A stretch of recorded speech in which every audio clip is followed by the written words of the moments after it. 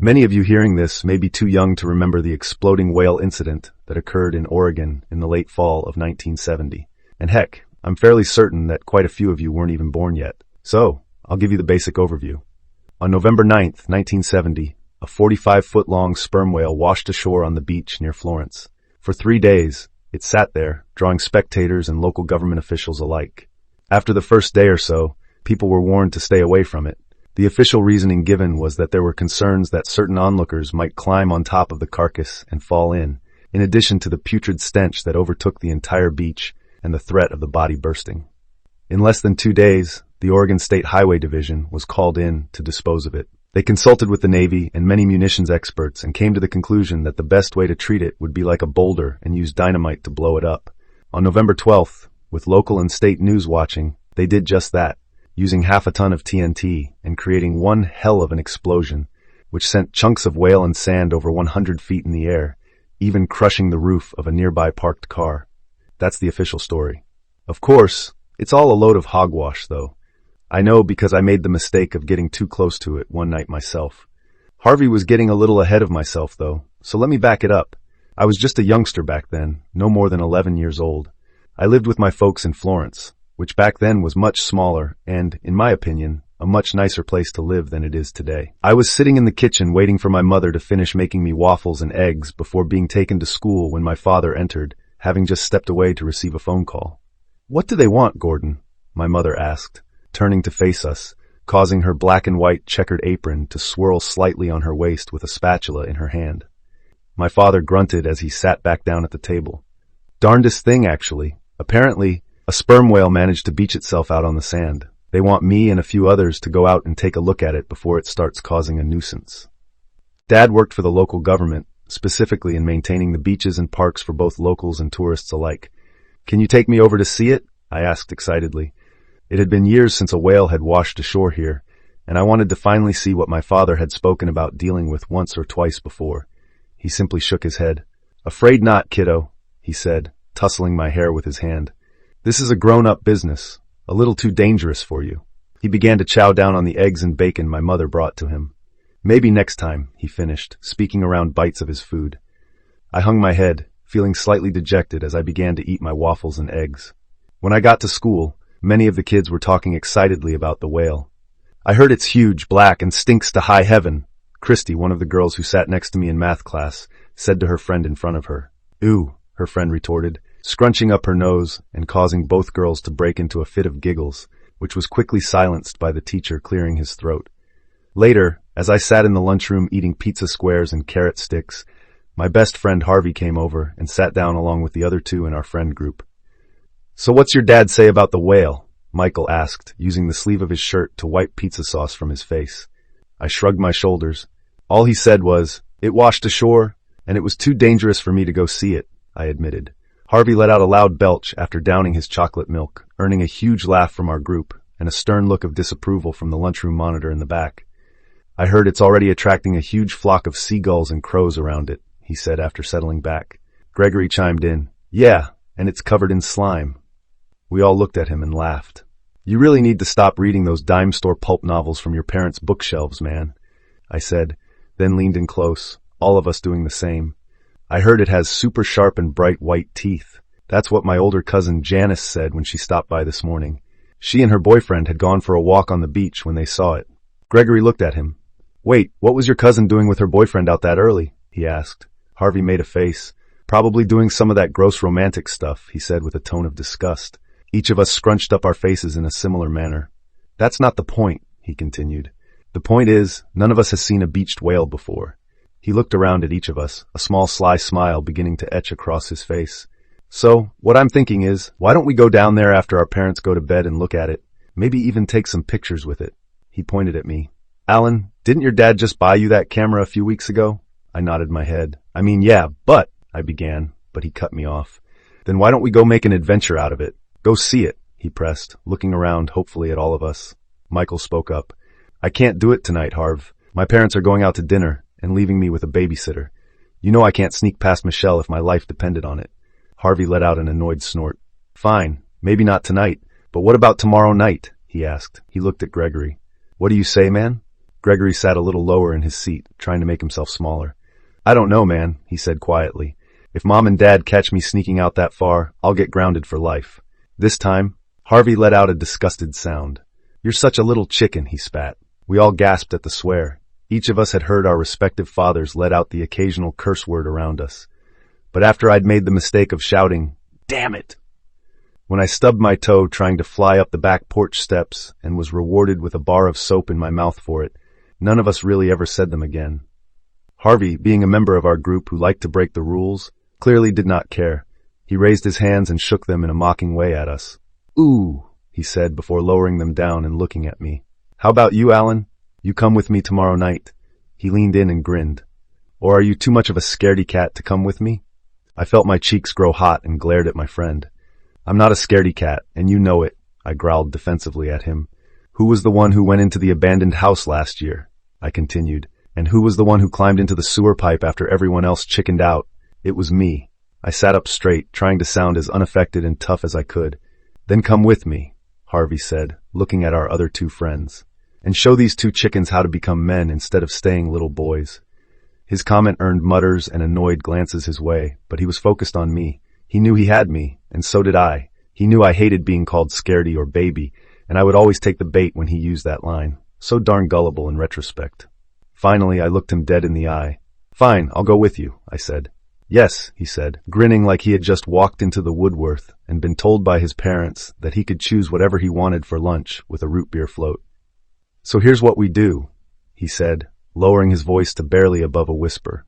"Meet me in the back of your house in the alley at 11 tomorrow night. We'll bike across the bridge and to the dunes where the whale is. So, bring your camera, and we'll get proof that we were there." I was about to answer him when the bell rang, signaling that lunch was over. He shot me a thumbs up as he stood up, dumped his leftovers in the trash, and returned his tray. Michael and Gregory patted me on the shoulder as they passed me by. "Look, man," they both said, leaving me to stare after them. I wondered what on earth I just agreed to. I spent the entire rest of the afternoon until the end of school staring out the window, unable to concentrate on schoolwork. All I could focus on was what I was going to do with Harvey tomorrow night. My mom picked me up at 3. I barely said anything to her about how my day went. Instead, I just looked out the window of her station wagon at the Siuslaw River and the hulking shape of the dunes on the other side. When my father got home that evening from dinner, I ran over to him as he sat in his recliner watching television. "So what happened?" I pestered him as he attempted to watch the news. He looked at me and gave me a tired smile. "It's big, all right," he said, yawning slightly. "It smells like 4-week-old garbage in the dump, unsure of how to get rid of it." And with that, he patted me on the head and went back to watching the screen. At dinner that evening, he spoke a little more about it to my mother when she asked about it. "You know, it's strange, darling," he said as he devoured the casserole that she had made.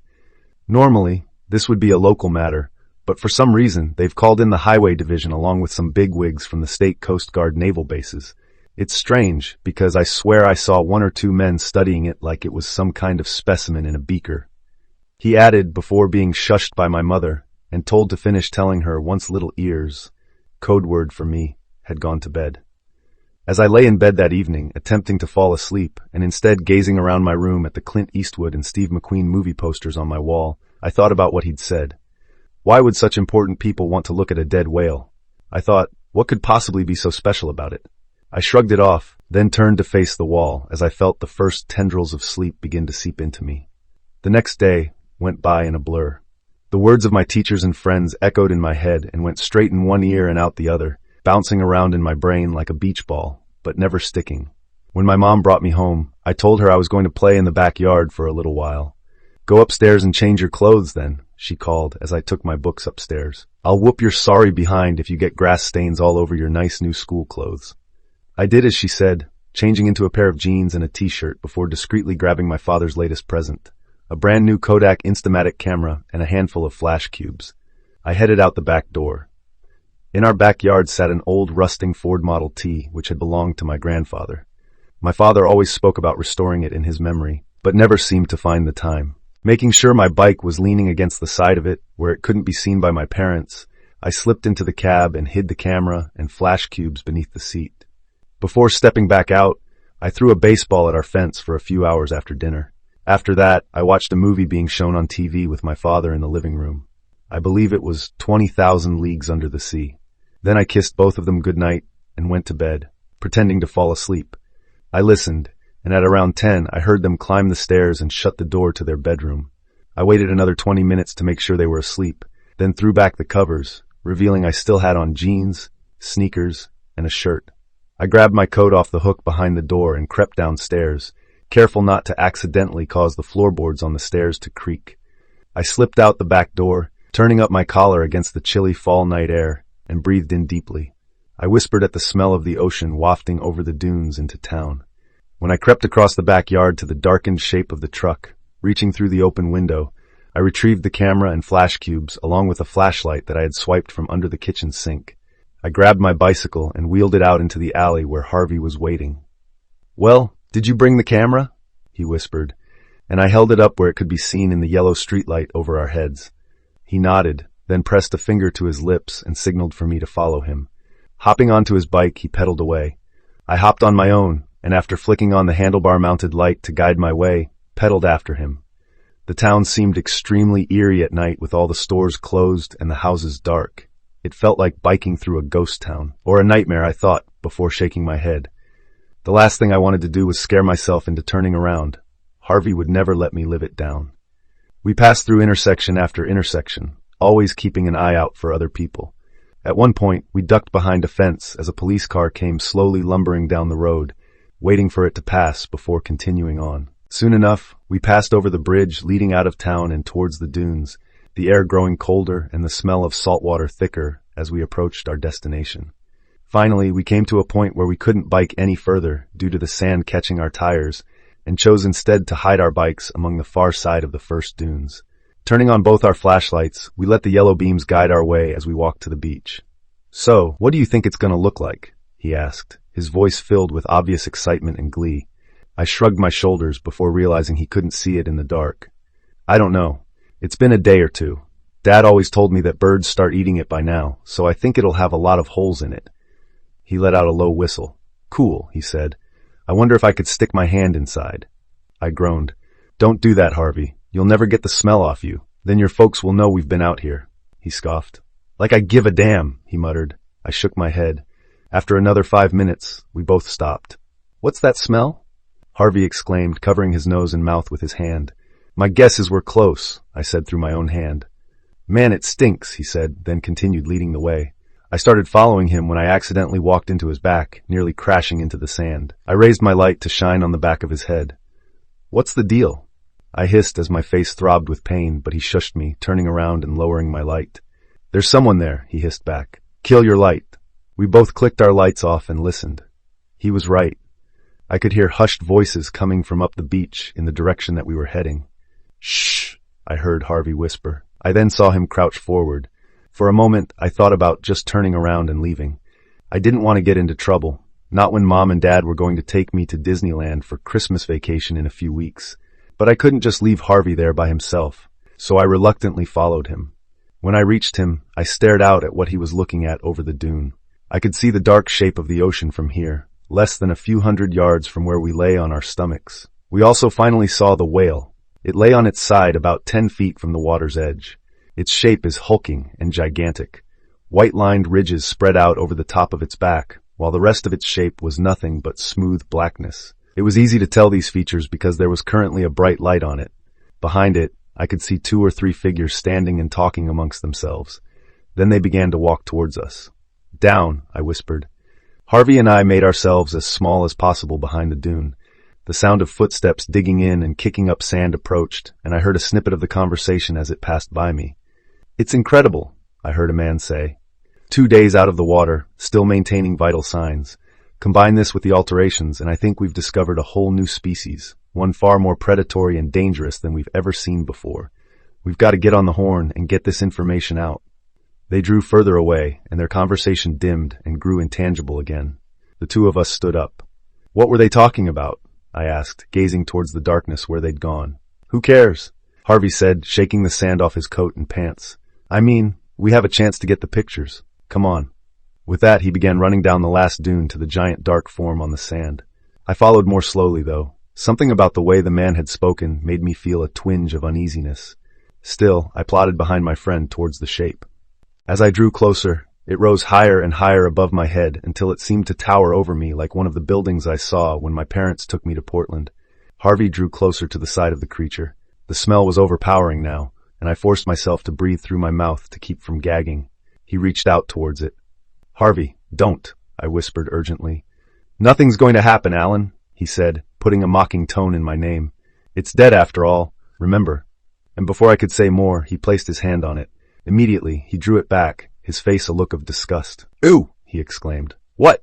I asked, afraid of what he'd say. "It's slimy and cold," he said, then chuckled. "I don't believe it. Gregory was right." He chuckled again, then waved for me to follow him around to the other side. Before I stepped after him, I noticed something odd. The birds had barely touched it. I followed him slowly, and as I drew closer, I heard him gasp. "Holy Alan, come look at this." I walked quickly around to the edge and saw what he'd seen. The whale's mouth was huge. It yawned before us like the opening of a cave, its teeth looking like the stalactites and stalagmites at the entrance.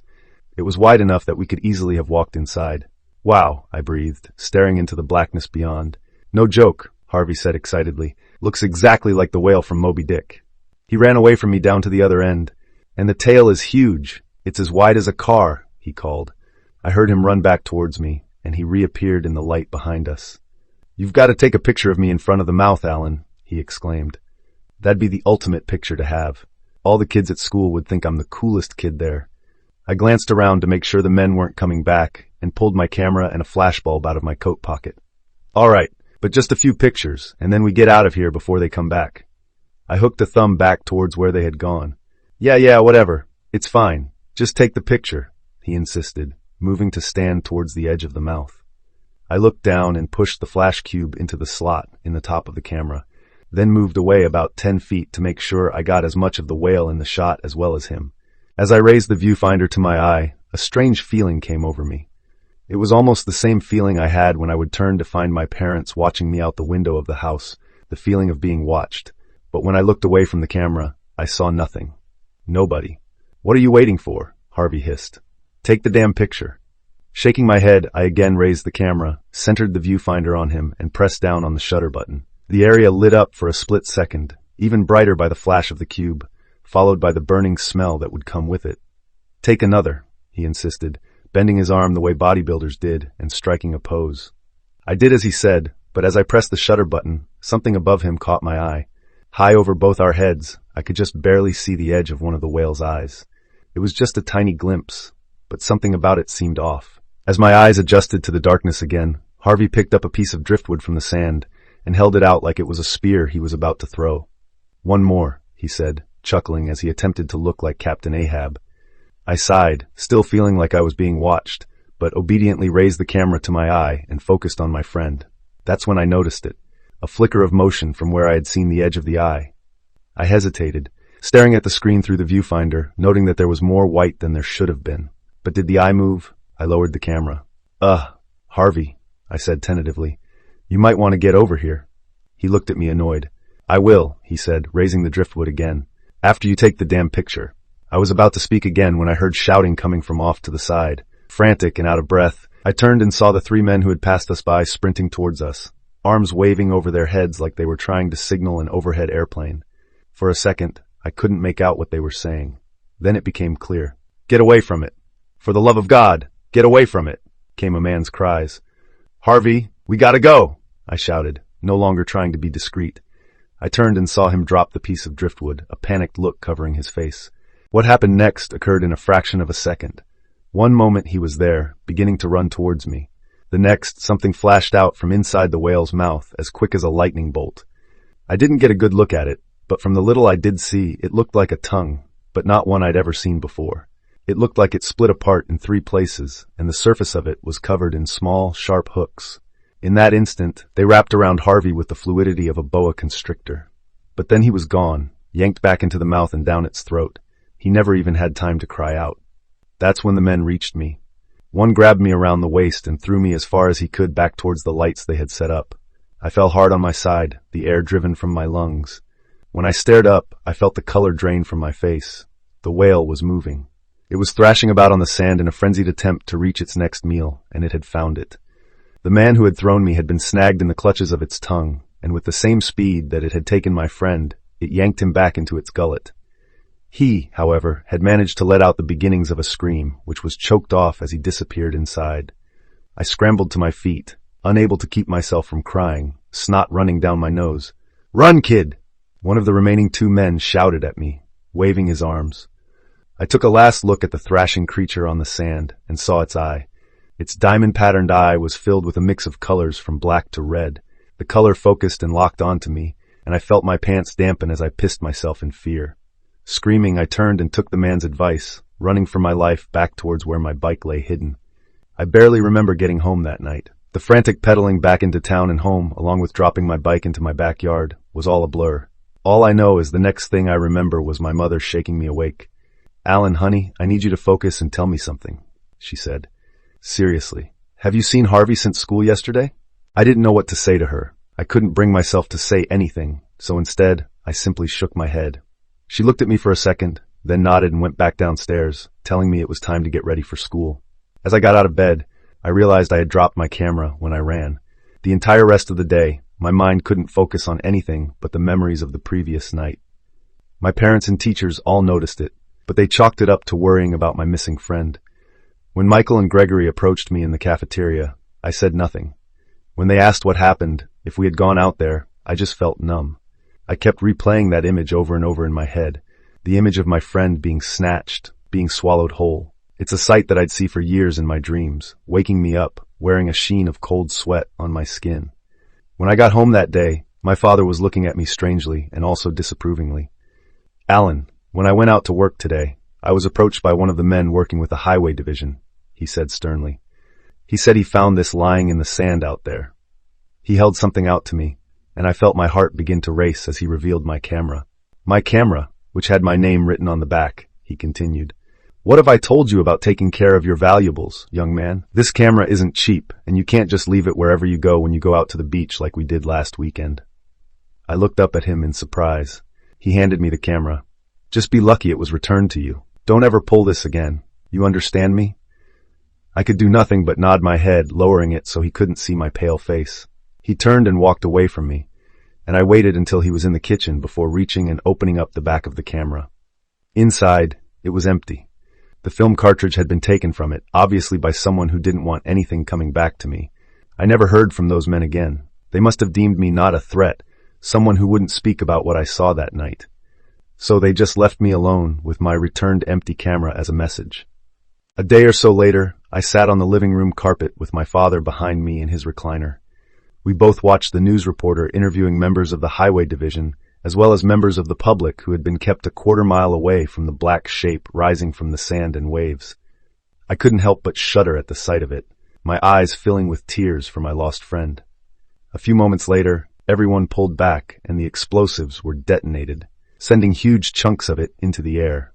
The reporter ended the segment by interviewing spectators again and telling viewers that the remaining chunks would be buried in the sand. I got up and walked out of the living room. They hadn't blown it up for the reason they'd said. They never blew up any whale that beached itself ashore again. Not even when over 40 beached themselves at once 9 years later. They blew it up because it was the only way to destroy that monster. We never found a trace of Harvey. His parents spent a year trying to locate him. His face ended up on posters, even on the backs of milk cartons. I knew they'd never find him. Any trace of him was obliterated when the explosion went off. I'm 64 now. A few years ago, they aired a 50-year anniversary segment about the whale, whatever that whale-like creature was, and it made me remember all the repressed memories I tried to lock away in the deepest recesses of my mind. I tried to forget again, but I can't. So I've decided, for the betterment of my mental health, as well as possibly a way to soothe the scars of my soul, to just post this here. I know nobody will believe it, but that's okay. The truth is out there now. Harvey's true fate is out there. His parents are now long dead. Two things keep picking away at my brain, though. Even in my advanced age, I shudder to imagine if it was that dangerous beach on land, what would it be like to meet it under the waves? And two, this is perhaps what's kept me out of the ocean for all these decades. How many more of those things are out there? Did you enjoy this content? Share your thoughts in the comments below. Support us with a like and subscribe so our channel can reach more people. Thanks for watching until the end.